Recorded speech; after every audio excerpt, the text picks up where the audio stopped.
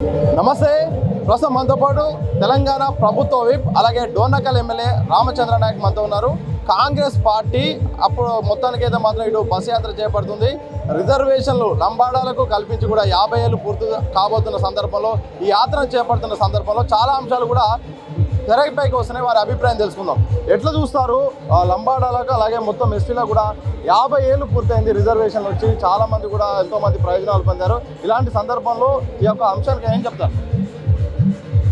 తెలంగాణ రాష్ట్రంలో 1976 సంవత్సరంలో స్వర్గీయ ఇందిరాగాంధీ గారు ఇచ్చిన రిజర్వేషన్ ఇవ్వడం వల్లనే అనాదిగా ఆ రోజున నిరక్షరాస్యత నుండి, అదేవిధంగా ఆడపిల్లల్ని అమ్ముకునే పరిస్థితి నుండి ఈరోజు ఉద్యోగాలు అందిపుచ్చుకొని ఉపాధి కల్పించుకొని అన్ని రంగాల్లో ఈరోజు విద్య, ఉపాధి, వ్యవసాయం, రాజకీయం, అదేవిధంగా స్పోర్ట్స్, కల్చరల్ అన్ని రంగాల్లో ఈరోజు మా బంజారా జాతి బిడ్డలు రాణిస్తున్నారంటే అది కేవలం స్వర్గీయ ఇందిరాగాంధీ గారు ఇచ్చిన ఫలాల వల్ల.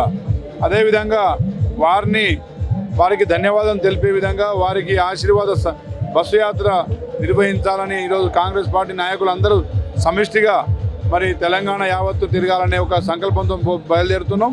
తప్పకుండా తెలంగాణ ప్రజలు, ముఖ్యంగా బంజారా ఆదివాసీ సోదరులు దీన్ని స్వాగతించాలని చెప్పేసి కోరుకుంటున్నాను. ఇదే సందర్భంలో ఆదివాసీ సంఘాల నుండి కూడా పెద్ద ఎత్తున విమర్శలు వస్తున్నాయి. మా రిజర్వేషన్లను కూడా లంబాడాలు ఎక్కువగా కూడా మొత్తం వాడుకుంటున్నారు, లంబాడాలను రిజర్వేషన్లను తొలగించాలని కూడా పెద్ద ఎత్తున ఆ సంఘాల నుండి డిమాండ్ వస్తుంది.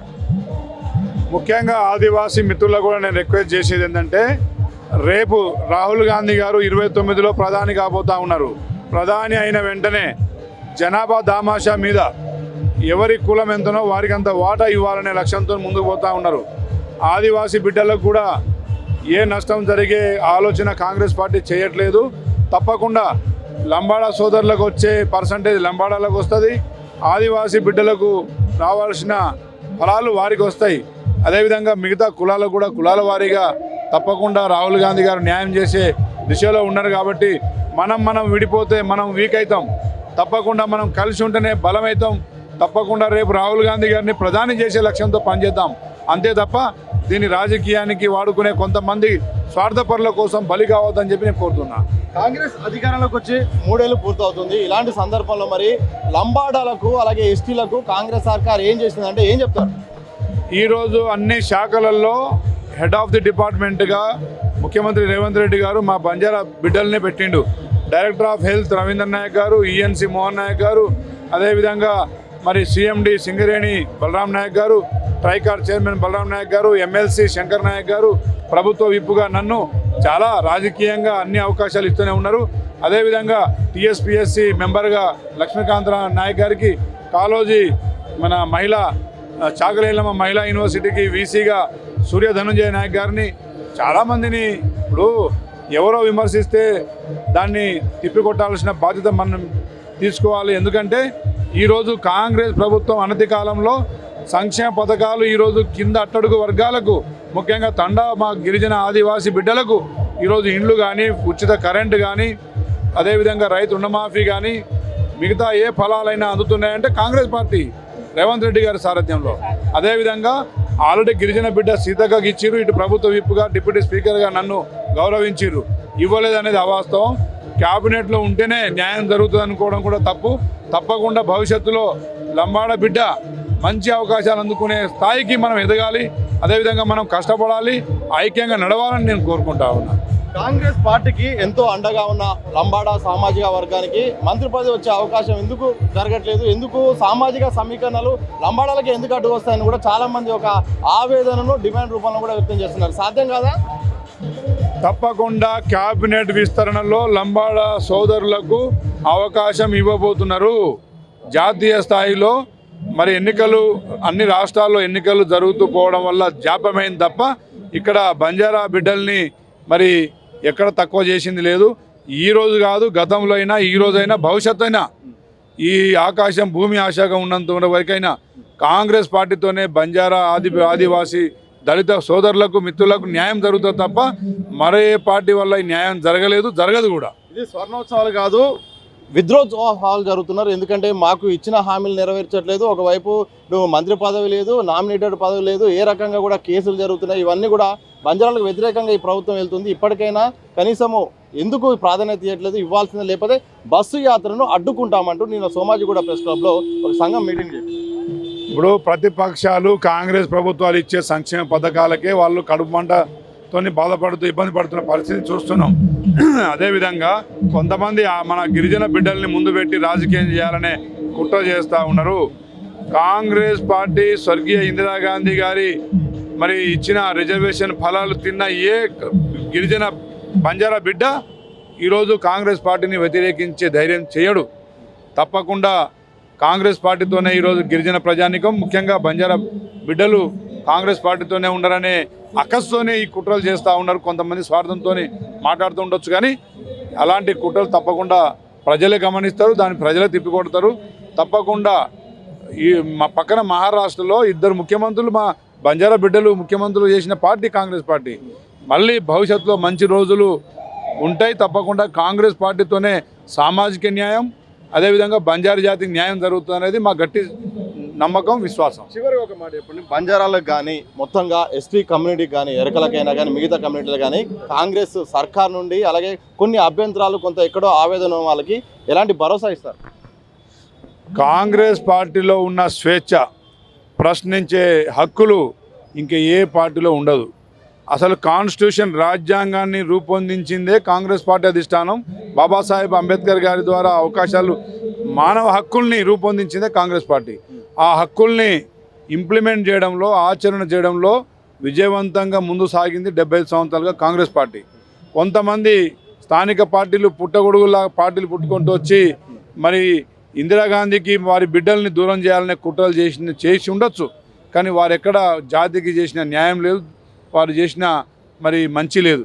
కాబట్టి రాజకీయంగా కుట్ర చేస్తే ఎవరు గిరిజన ప్రజానీకం, ముఖ్యంగా బంజారా సామాజిక వర్గం చాలా తెలివైన వర్గం, తప్పకుండా ప్రతిదీ గమనిస్తుంది, ప్రతిదీ మరి సూక్ష్మంగా గమనించే ముందు సాగుతుంది. భవిష్యత్తులో కూడా గతంలో ఇందిరాగాంధీ గారు రిజర్వేషన్ ఇచ్చి ఉండకపోతే ఈరోజు ఇంతమంది విద్యావంతులై, ఇంతమంది హైదరాబాద్లో ఒకప్పుడు బాపునగర్ తండ తప్ప ఇంకేం ఉండకపోయేది. కానీ ఈరోజు హైదరాబాద్ నలుమూలల ఈరోజు కాలనీలు వెలిసినాయి. ఇంతమంది వేలాది మంది గిరిజనులు ఈరోజు హైదరాబాద్లో స్థిరపడ్డారంటే, ఉపాధి కల్పించారంటే ఇందిరాగాంధీ గారు ఇచ్చిన రిజర్వేషన్. అదేవిధంగా ఈరోజు వేలాది మంది డాక్టర్లు, వేలాది మంది ఇంజనీర్లు, మరి వందలాది మంది ఐఏఎస్ ఐపీఎస్ ఆఫీసర్లు, గ్రూప్ 1 గ్రూప్ 2, మరి ఈరోజు హెడ్ ఆఫ్ ది డిపార్ట్మెంట్గా అన్ని శాఖలలో మరి కీలక పాత్ర భూమిక పోషిస్తున్న అధికారులు ఈరోజు ఆ రోజు ఇచ్చిన ఇందిరమ్మ ఇచ్చిన ఫలాల ఫలితమే కాదా అని చెప్పి నేను తెలియజేస్తున్నా. ఏదేమైనా ఈ సూర్యచంద్రులు ఉన్నంత కాలం మనం సంత్ సేవలాల్ గారి ఫోటో ప్రతి ఇంట్లో పెట్టుకోవాలి, ఇందిరమ్మ ఫోటో ప్రతి ఇంట్లో పెట్టుకోవాలనేది నా మనోగతం. తప్పకుండా బంజారా జాతి తప్పకుండా భవిష్యత్తులో అన్ని వాస్తవాలు తెలుసుకుంటుంది. ఎవరు ఏం చేసిర్రు, 10 సంవత్సరాలు నిరుద్యోగ యువతకు ఉద్యోగాలు ఇవ్వని పార్టీ టీఆర్ఎస్ పార్టీ.